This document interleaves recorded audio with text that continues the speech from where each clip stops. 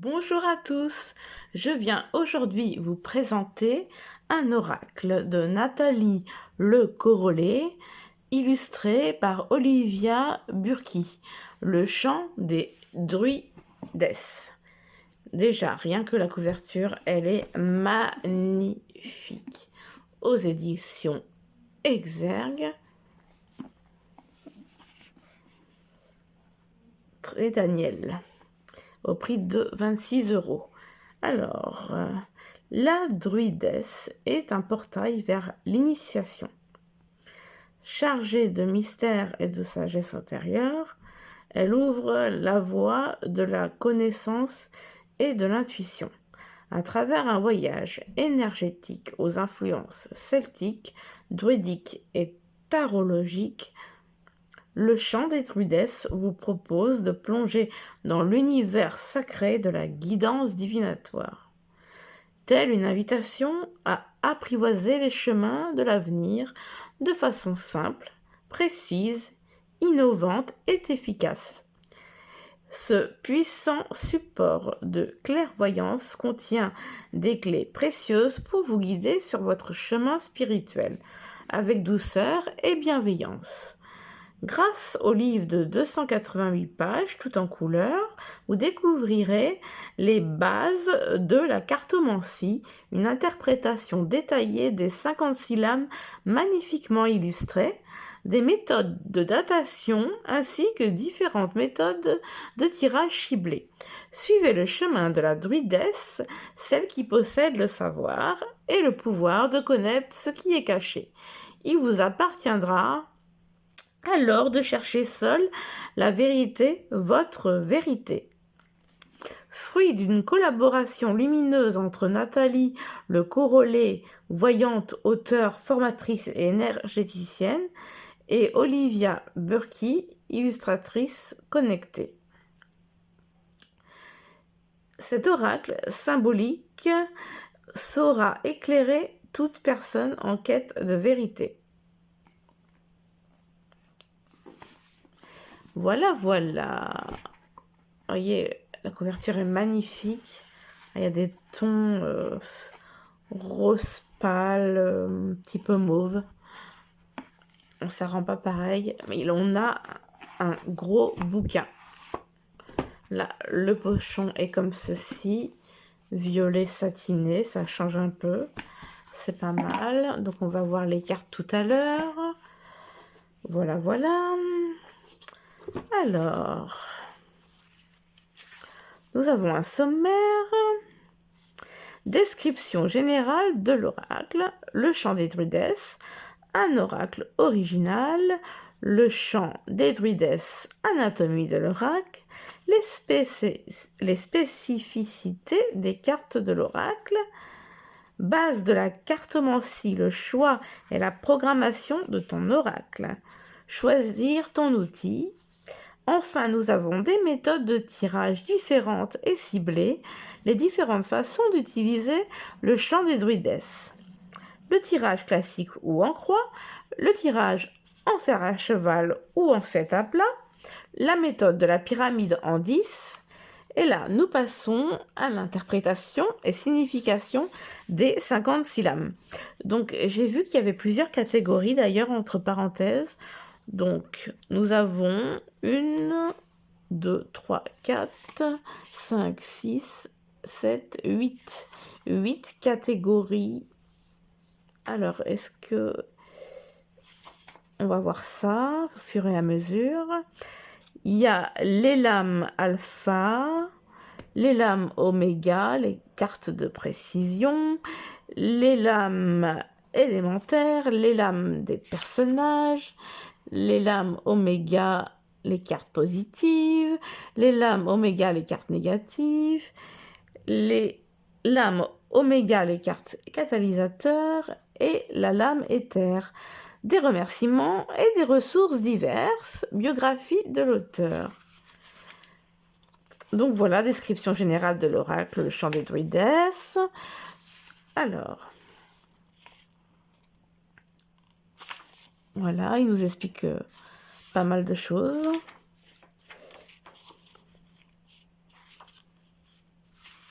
Il est vraiment intéressant. Vraiment, vraiment, vraiment intéressant. Les 4 éléments, les personnages, comment interpréter ces cartes. Il y a vraiment beaucoup de choses. Il est super intéressant. Hop. Je vous lis pas tout. On laisse quelques surprises.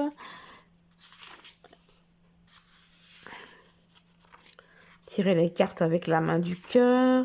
Nous arrivons aux méthodes de tirage. Donc, les différentes façons d'utiliser le champ des druides. Il y a beaucoup de lectures. Les cartes renversées. Méthode de tirage adaptée. Le sens d'interprétation. Alors, on commence par le classique où on croit. Il y a beaucoup d'explications. Beaucoup. Voilà, classique où on croit. Alors,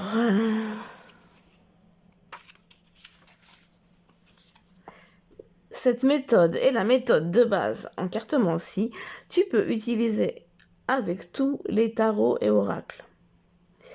Ce tirage vise à répondre à une question précise ou avec ou sans délai de temps dans la formulation de ta demande.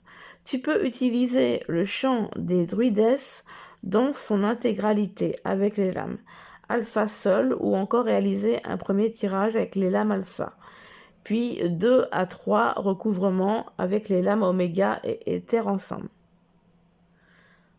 Donc là, on a un exemple de tirage.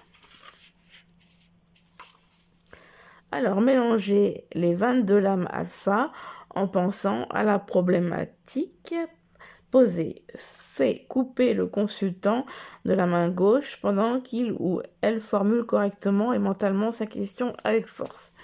Lui faire tirer 4 cartes de la main gauche et les disposer au fur et à mesure qu'il les tire, selon le schéma.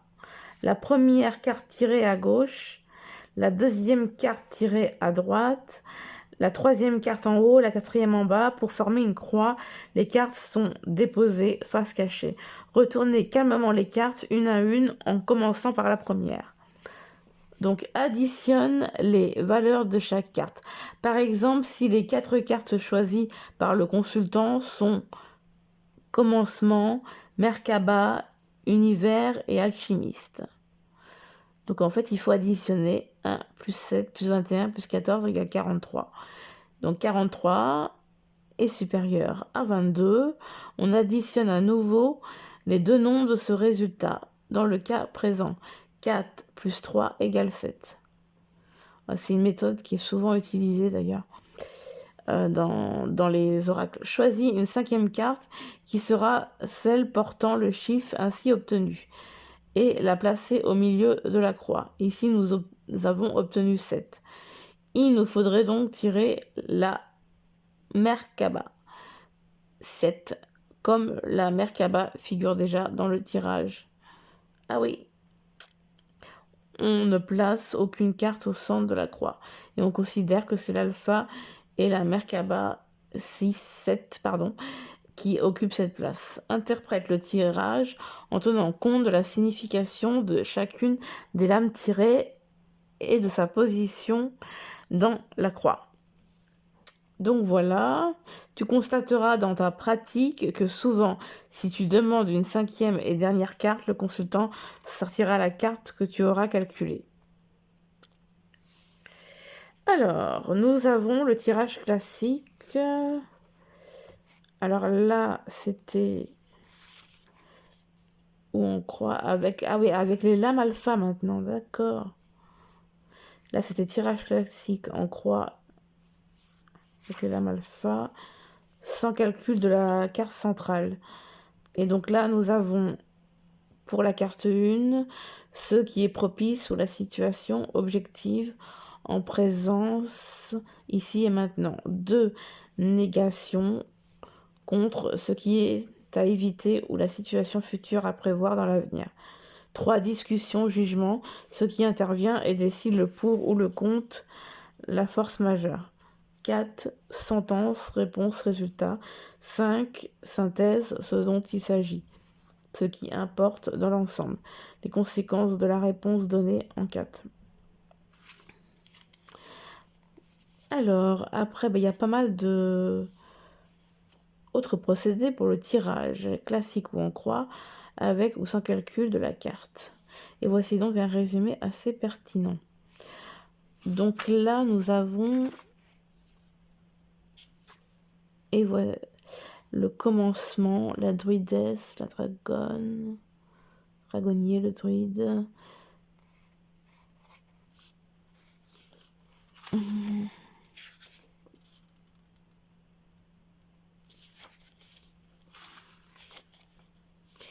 Il est assez compliqué quand même, je trouve. On a encore un exemple. Le tirage en fer à cheval ou en 7 à plat.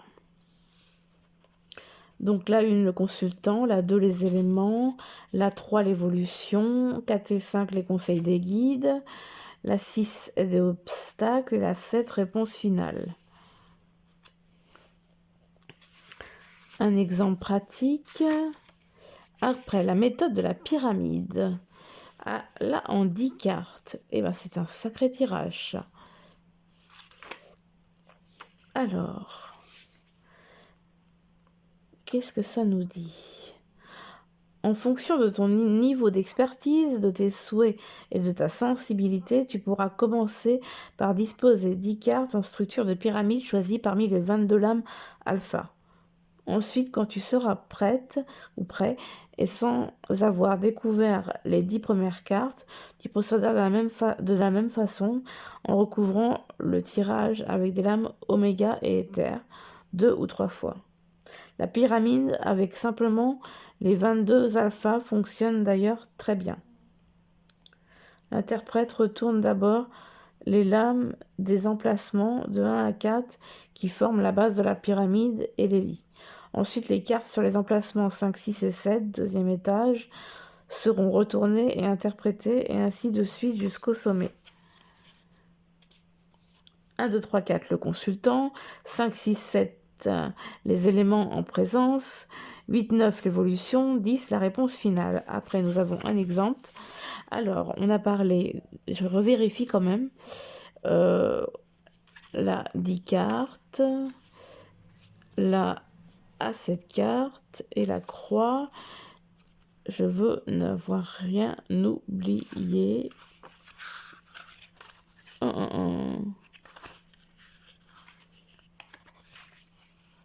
Alors,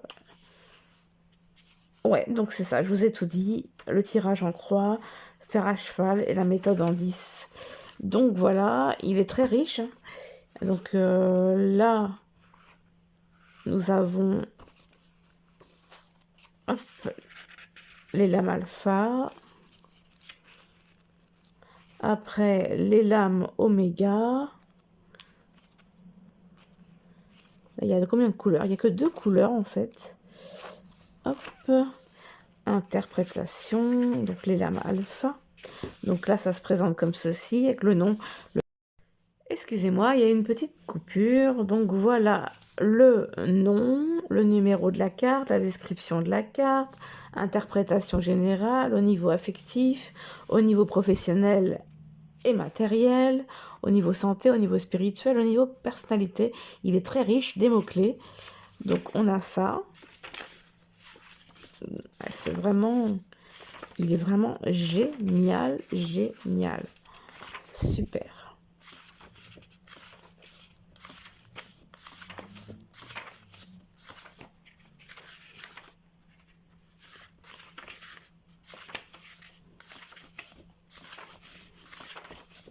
Tout en couleur. Vraiment magnifique.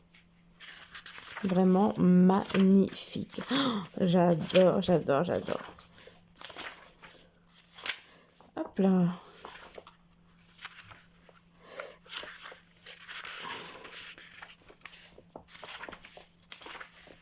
Donc là, c'est jusqu'à la 22. Hop.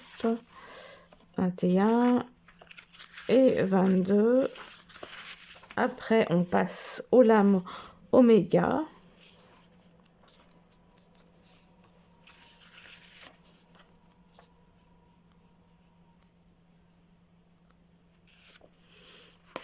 Les lames élémentaires. Les lames des personnages. Dans la partie bleue, en fait, il y a plusieurs parties. Les lames Oméga, les cartes positives.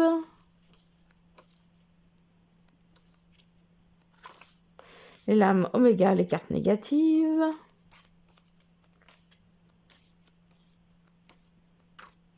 Les lames Oméga, les cartes catalyseurs.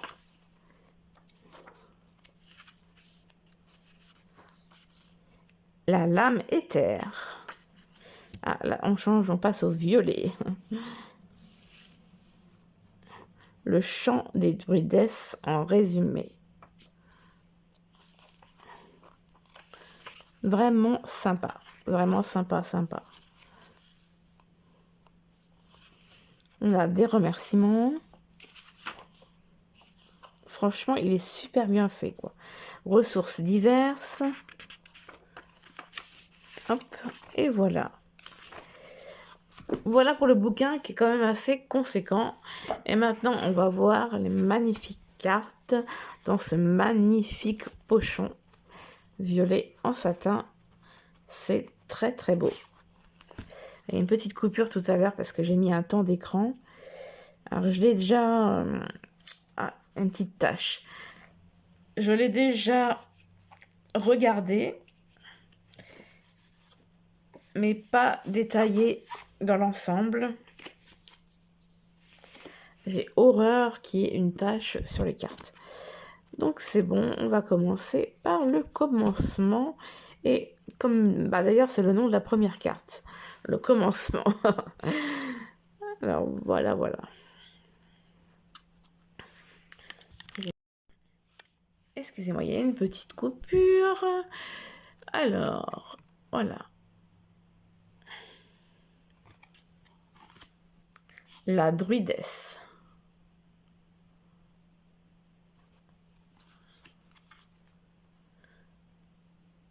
La dragonne. Vraiment magnifique.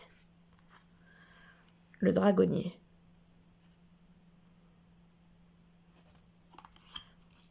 Le druide.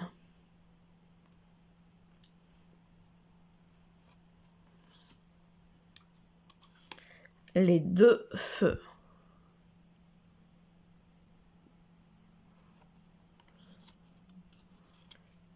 La Merkaba.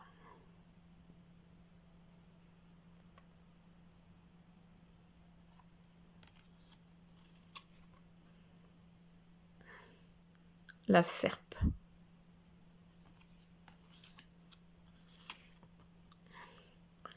La Wen.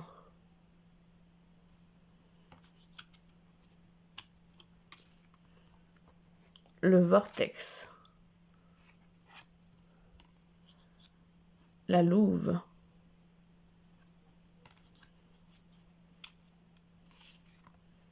Les chênes.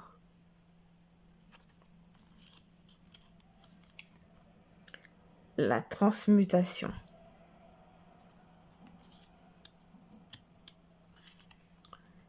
L'alchimiste.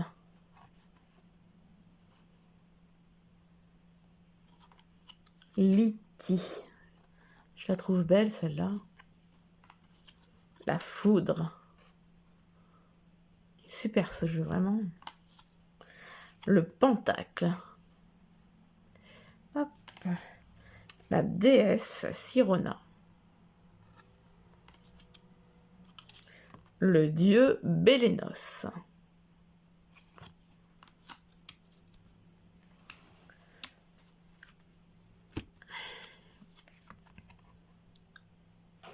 Le berceau de lumière.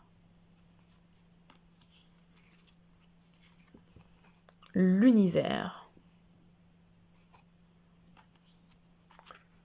Le barde. Faustara, le printemps. Lita, l'été. Mabon, l'automne. Yule, l'hiver. L'air. La terre. L'eau. Le feu. La jeune fille. Le jeune homme.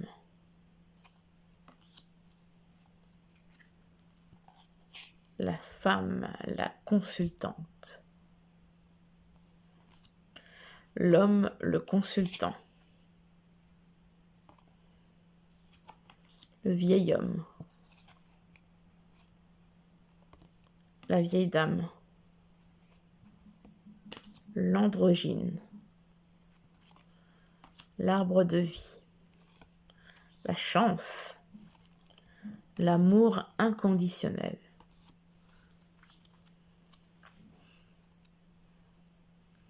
Le voyage. L'acte. La fusion. La fidélité. La mort. La maladie. Ah, c'est triste ça. La trahison. La colère. Les potins. Le retard. L'impasse. Le libre arbitre. La certitude. Les nouvelles.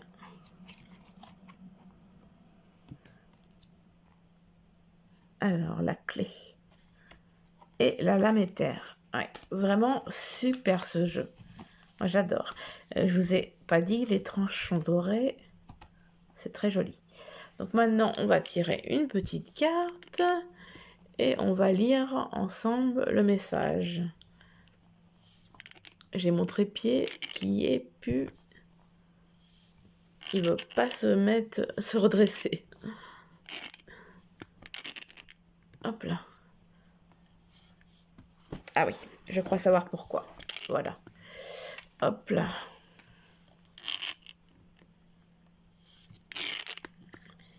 Il commence à rendre l'âme.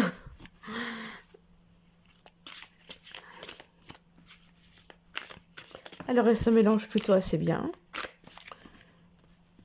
Donc, là, non, il n'y en a pas qu'une qui a sauté, mais plusieurs. Il n'y en aurait eu qu'une, je l'aurais pris, mais j'adore mélanger les cartes. Hop, j'ai bougé la caméra. Hop.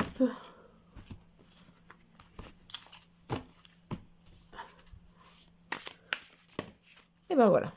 On va prendre celle qui, la première... Ah, il y en a 2-3 qui sont venus. Alors, nous avons le dragonnier. Tiens donc. Qu'est-ce que ça peut bien nous dire? Le 4e.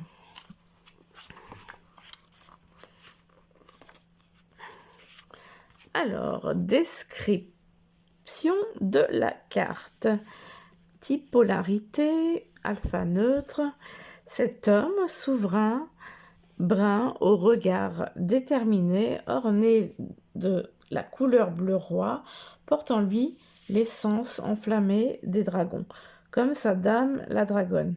Il symbolise l'action dans la matière et l'ancrage, la structuration, l'ordre et l'organisation. Le dragonnier peut se montrer rigide et autoritaire, à contempler côte à côte avec la dragonne pour mieux ressentir les deux énergies combinées de ces deux lames. Interprétation générale, le dragonnier rassure et stabilise. Cette carte de commandement peut aussi représenter le consultant, son conjoint, une figure paternelle ou d'autorité. Les uniformes, un employeur, un gouvernement ou un organisme officiel. Cette lame représente une action marquée par la densité et la concentration. Le dragonnier domine le monde concret. Il représente l'autorité et la confiance en soi, la maturité et la force, la compétence et la volonté, la rigueur, la virilité, l'efficacité, le travail constructif. Il peut être le père, l'époux, le frère, l'homme d'action.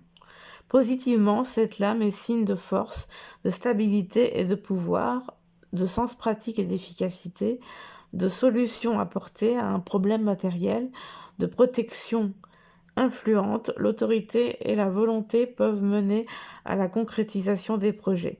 Négativement, cette carte peut indiquer une opposition insurmontable, une punition ou une sanction méritée, le choc avec un adversaire très puissant, la lutte du consultant contre une puissance ou un pouvoir plus fort. Le dragonnier peut aussi manifester la présence chez le consultant de défauts comme l'envoûtement, les despotismes, je sais pas comment on dit, le despotisme oui, je pense que je le dis bien, despotisme, la tyrannie ou la présence de personnes possédant ces tendances dans son entourage. Au niveau affectif, le dragonnier domine par le cœur, l'intelligence et la raison. Il indique des liens solides et stables, une situation familiale et conjugale équilibrée. Il peut aussi faire redouter l'autoritarisme et la tyrannie. Au niveau professionnel et matériel, le dragonnier annonce la réalisation et la compétence. Il manifeste une force dominante des fonctions de pouvoir et de commandement, ainsi qu'une grande force de caractère pouvant mener à la réalisation des ambitions. Des transactions positives sont prévisibles, ainsi que des succès financiers et même la sécurité matérielle. Le consultant peut sans crainte envisager l'avenir et compter sur la réussite durable de ses entreprises. Au niveau santé, cette lame peut annoncer des menaces de tension artérielle, des risques d'embonpoint. Le dragonnier est également signe, en général, d'une bonne santé, d'une grande résistance. Il représente aussi le cou, la gorge et les épaules. Au niveau spirituel, le dragonnier figure volonté, ténacité, force de caractère, leadership, courage, esprit cartésien. Au niveau personnalité, le dragonnier symbolise une personne ancrée dans la matière, parfois autoritaire. L'homme d'âge mûr, l'époux, le père, le consultant, le chef de famille. L'homme d'affaires et de pouvoir, le patron, le chef, un responsable, un despote, le protecteur, le sculpteur, le géomètre, l'architecte. Comparaison entre la dragonne et le dragonnier. Ces deux personnages ont les mêmes attributs rattachés au symbolisme du dragon, mais tous ces attributs sont à la fois opposés et complémentaires. Leur position même différent, la dragonne est action, le dragonnier est réalisation, elle est attente, il est dynamisme constructif. Chez la dragonne, l'intelligence pure conduit à la sagesse. Chez le dragonnier, c'est l'inverse. La sagesse domine l'intelligence. Tous les deux se complètent et forment l'unité parfaite et quasi divine. La somme de leurs deux chiffres, 3 plus 4 et 7. Un nombre sacré, porteur de quête de sens et de spiritualité. Excusez-moi, il y a encore une petite coupure à cause de mon temps d'écran. Donc, les mots-clés, structure, pouvoir masculin, stabilité, logique, ordre, organisation, planification, ancrage, paternité, rigidité. Donc voilà, c'est un jeu assez riche, avec des cartes magnifiques, très colorées. Des thèmes très parlants, je trouve. Donc voilà, j'espère que vous avez apprécié cette vidéo. Je vous fais de gros bisous. Bisous, bisous.